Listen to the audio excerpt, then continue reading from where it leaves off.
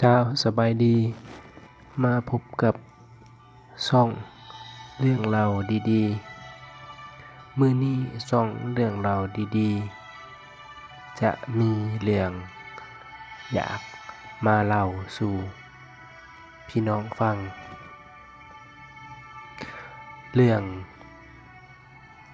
บางทีก็บ่สามารถตัดสินในสิ่งที่เฮาเห็นเพียงชั่วครั้งชั่วคราวมีเมื่อแห่งหนึ่งมีผู้ที่มีความรู้สูงที่สุดระดับด็อกเตอร์กับผู้ที่บ่มีความรู้เลยขี่เรือไปนำกันอยู่ใน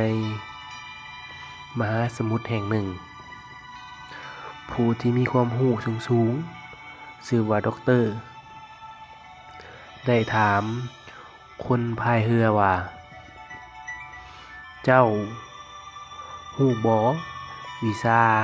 ที่เขาดำเนินชีวิตอยู่ในโลกปัจจุบันนี้เขาต้องรู้หยังแหน่และด็อกเตอร์คนนั้นก็ได้ถามคำถามก่อตบิดว่าเจ้ารู้โลกโซเชียลบ่เจ้ารู้ Facebook บ่รู้ Twitter บ่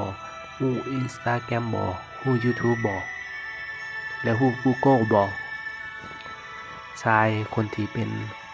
นักพายเรือคนนั้นก็ตอบว่าข้อยบ่รู้หยังเบิดเลยเกี่ยวกับสิ่งที่เจ้าเว้ามานั้นแล้วดอกเตอร์คนนั้นก็ได้เว้าว่าถ้าเจ้าบ่รู้ในสิ่งที่ข้อยเว้ามานั้นถือว่าเจ้าได้ตายไปจากโลกนี้ 50% ผู้ชายพายเรือคนนั้นก็ได้ตกใจอยู่ซื่อๆก็ได้ตายไปแล้วบ่นี่50% นี่เหลืออีก 50% เนาะสิเฮ็ดแนวใดเนาะแล้วมีชายคนผู้ที่เป็นด็อกเตอร์ก็ได้เว้าขึ้นอีกว่าเจ้ารู้บ่วิชาปรัชญาคือหยังเจ้ารู้บ่โลจิกคือหยังและผู้ที่พายเรือก็เว้าว่า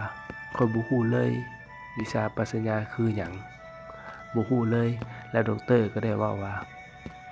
เจ้าบ่รู้วิชาปรัชญาคือหลักของทุกๆวิชาปรัชญาคือสิ่งที่เฮาควรเรียนรู้เพื่อจะปรับใช้ในการดำรงชีวิตด็อกเตอร์คนนั้นได้เว้าว่าเจ้าได้ตายไปแล้วอีก 30% รวมกับตัว 50% เป็น 80% ของผู้ชายพายเรือว่าเจ้าได้ตายไปแล้ว 80% และแล้วบทสนทนาก็หยุดลงน้อยหนึ่งแล้วผู้ชายพายเรือก็ได้ไปพายเรือคือเก่าแล้วผู้ชายพายเรือก็ได้แล่นมาบอกให้ด็อกเตอร์ว่าด็อกเตอร์ได้บอกมีหยังเกิดขึ้นผู้ชายพายเรือได้บอกว่าเดี๋ยวนี้เรือเฮามันรั่วแล้วด็อกเตอร์ได้บอกรั่วแล้วเป็นแนวใดเจ้าเคยอยู่บ่ได้เรียนอยู่บ่วิชาลอยน้ำด็อกเตอร์ว่าบ่ได้เคยเรียนเลย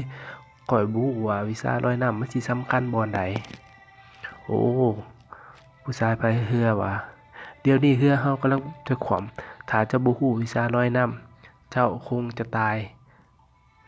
100% เรื่องนี้ก็สอนให้รู้ว่าเฮาก็บ่ควรประมาทในสิ่งที่เฮาบ่รู้เฮารู้สิ่งใดหรือว่าคิดว่าความรู้ของเฮานั้นมันสำคัญที่สุดอยู่ในโลกบางทีความรู้อันนั้นก็บ่สามารถช่วยเหลือเฮาได้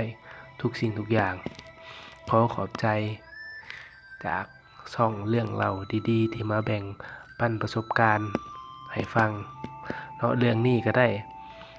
เล่ามาจาก